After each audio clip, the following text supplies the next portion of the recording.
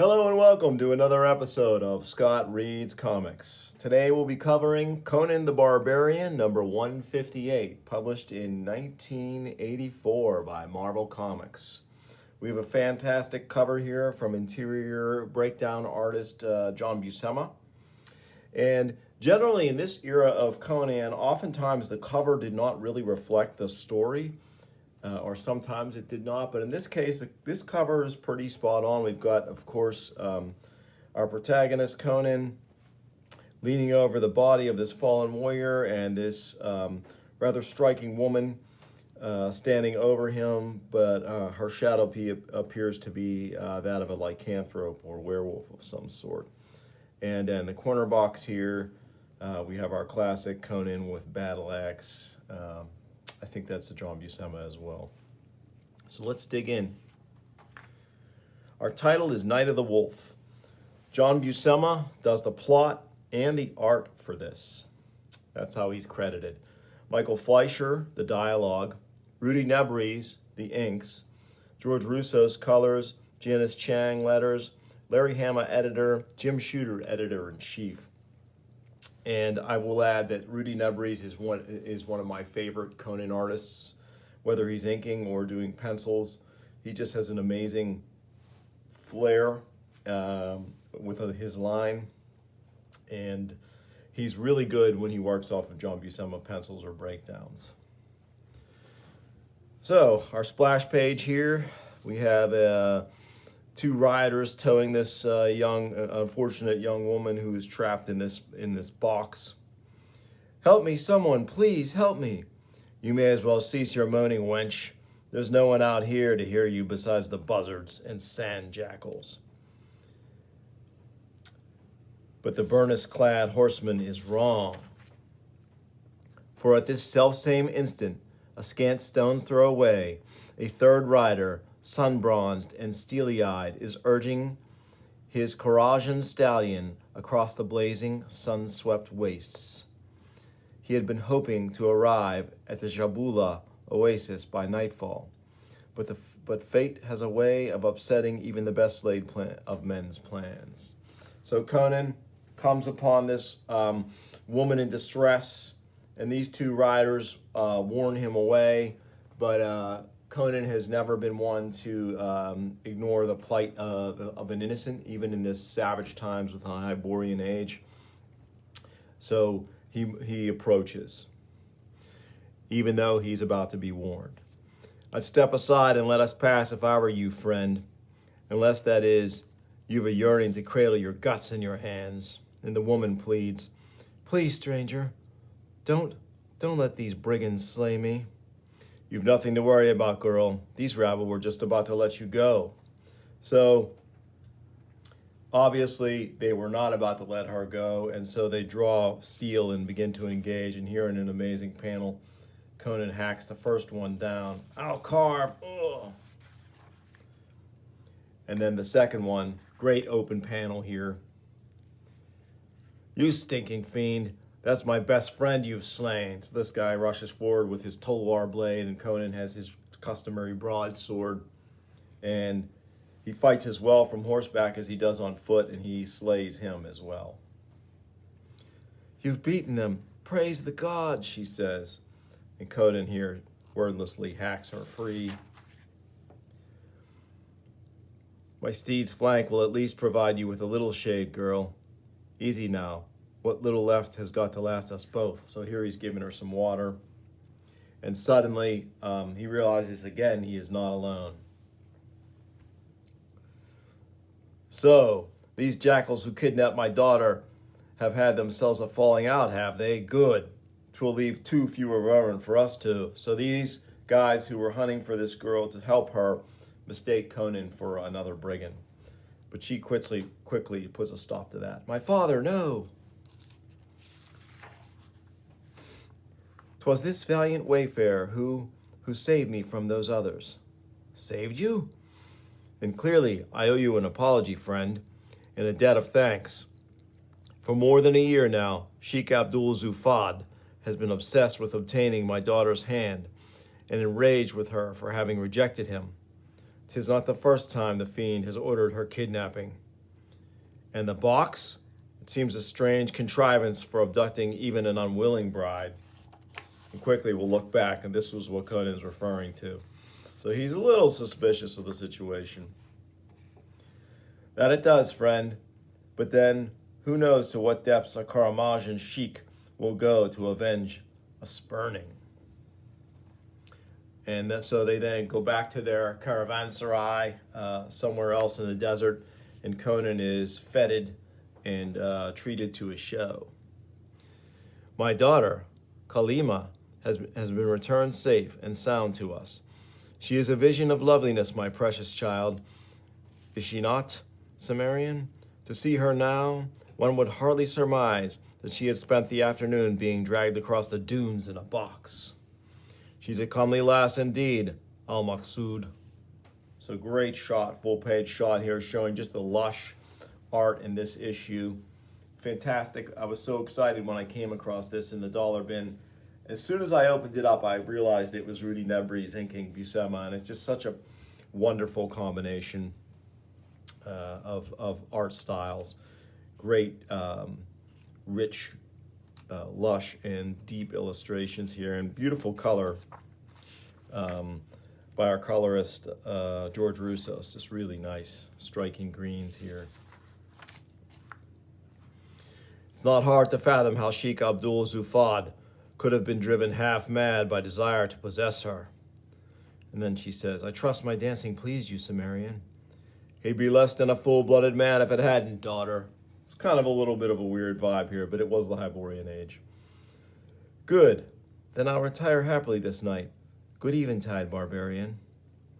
We'll say farewell then, too, chieftain, for we'll all be rising early to tend to the new foals. The hour is late, Ali Maqsood. Perhaps I, too. Ah, no, Barbarian, stay, for I've a jug of finely aged wine here that I've been saving. And then they hear a wailing. Ooh, that sound. 'Tis but the cry of a dune wolf, my friend. Hardly need for. All the same, I'd best go outside and have a look for myself. Stay here, Cimmerian. I'll be right back. So we have a couple of really great kind of wordless panels. And this panel here, you can really see the Rudy Nebres influence on Buscema's pencils here. Just that kind of longer, lusher line and brushwork going on there. And again, the Russo's colors are spot on. So Conan's alone in the tent. He's pouring himself some wine when suddenly the tent rips and this werewolf comes bursting in. Grrr! Croms, fiends! Conan exclaims. Blast! The thing must have sinews forged of lightning bolts to lunge so fast. So Conan doesn't get his sword free in time, and he gets a death grip on him. Aye, and the strength of 70 demons as well. So it's whipping him around like a rag doll. Great shot here. Can't breathe. But then suddenly, the tribesmen come back in. By Couchreman's fiends, tear the monster off of him. The fangs, beware the fangs. We've got him, Ali Maqsood. Crom! Conan frees himself finally. But the beast is so strong, it throws all the men off it who are seeking to restrain it. The horror draws its strength from the underworld. It's broken free. And then it runs into the night. No earthly force can stop it, someone else exclaims. Ha! So you imagine that no earthly force can stop it, do you? Well, by Crom, let's see how it likes the... And then Al-Maqsood strangely says, no. Did you not observe how fleet it was? Even you could not hope to overtake it now, Cimmerian. And besides, who knows but that even now it may be stealthily lying in wait for you, waiting to tear out your throat in the desert darkness. Nay, you'll remain here and not pursue it, while I post a ring of sentries to guard the camp. Good eventide, Barbarian. A good eventide to you, Ali Maqsood.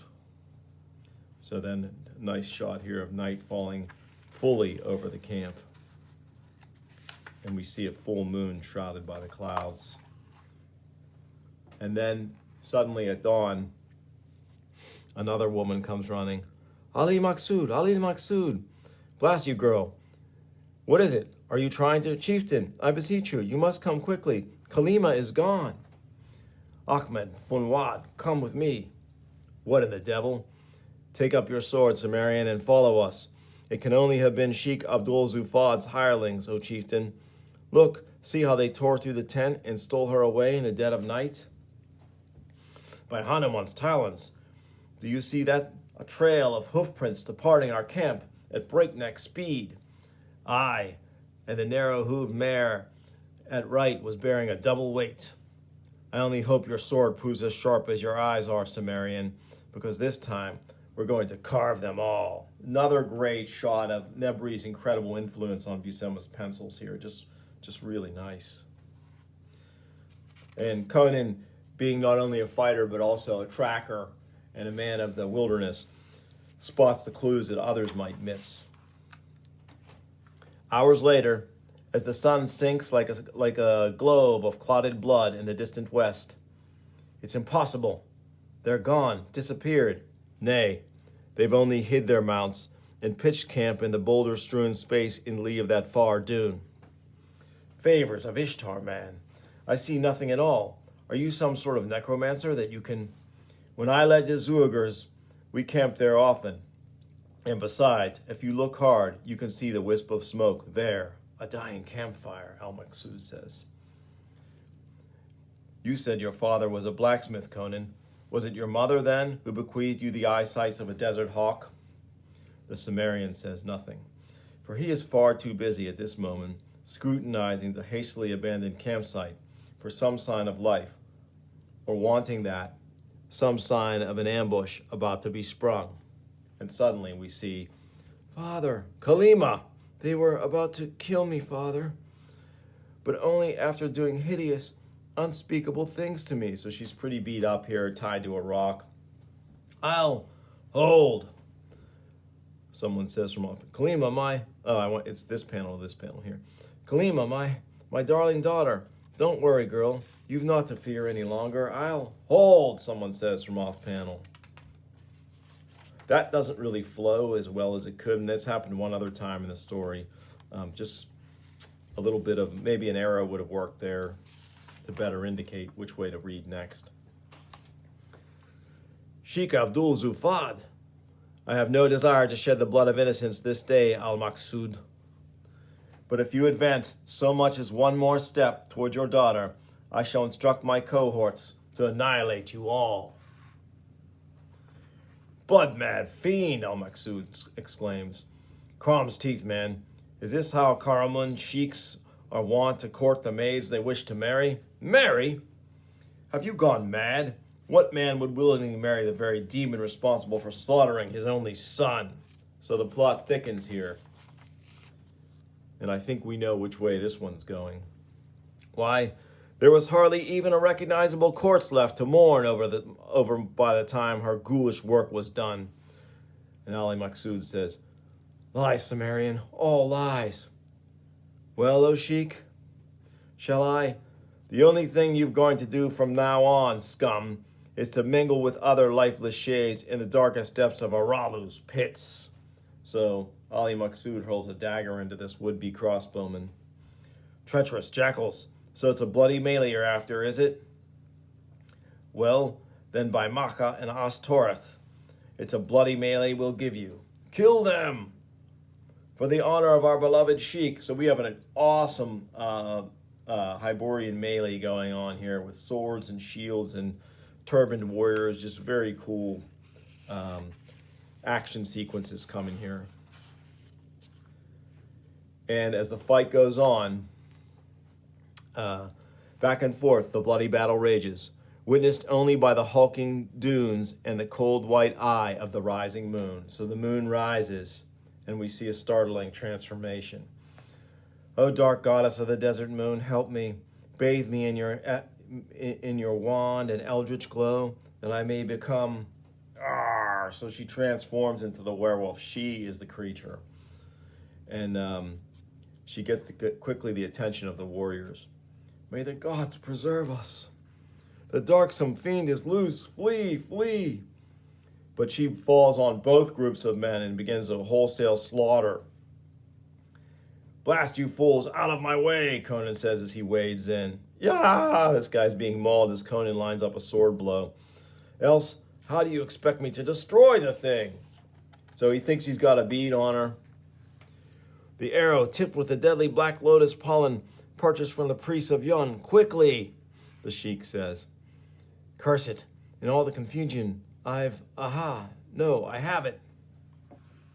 And here, Ali Maksud realizes what he has to do. No, whatever else she may be, she is still my daughter. So instead of killing this guy, he hits him with the pommel of his blade, knocking him out. You will not slay her.